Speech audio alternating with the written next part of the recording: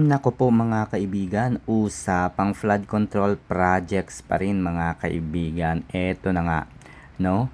Hinahanap na po ng taong bayan. Ito po yung totoong taong bayan.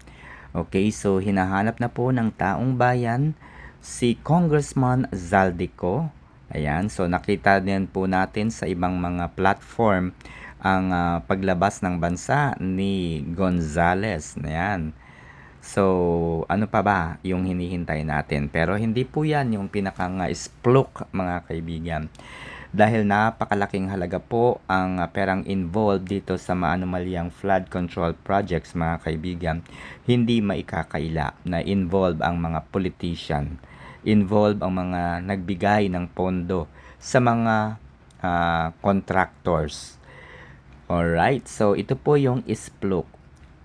May kinlos na bank account kahapon sa Entertainment City. 210 million ang laman. Mula sa pangalan ng anak, inilipat sa maraming corporate accounts. Winidraw, cold cash yung 210, tapos deposit lahat over the counter para walang paper trail. Sinafety na agad bago pa ma-Senate hearing at ma-freeze yung account. Very wise move. Magaling.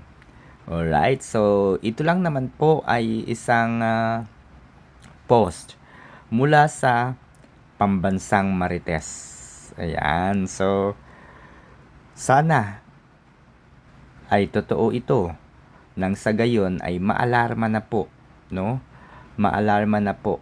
Pero totoo man o hindi, sana ay gumalaw-galaw po ang Anti-Money Laundering Council, no? Anti-Money Laundering Council na nasa ilalim po ng Securities and Exchange Commission.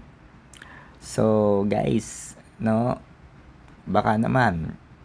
So, magkaisa po tayo na iutos din sa mga lawmakers natin. Ayan. Pero, 'di ba, sila ngayong involved tapos iuutos natin sa mga lawmakers. Okay, naku, paano ba? Sana naman mayroong isang abogado ang maglakas ng loob na magsumiti sa Korte Suprema na ipagbawal din ang paglabas sa bansa at i-freeze muna pansamantala ang assets ng mga kongresista, ng mga senador. Okay? So, yun lamang po muna, mga kaibigan.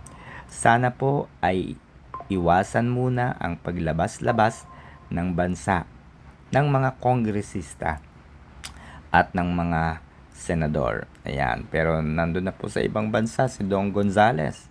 Nakita naman na po natin. Pero sana ay pabalikin ka agad. Okay? So, eto na. There you go, guys.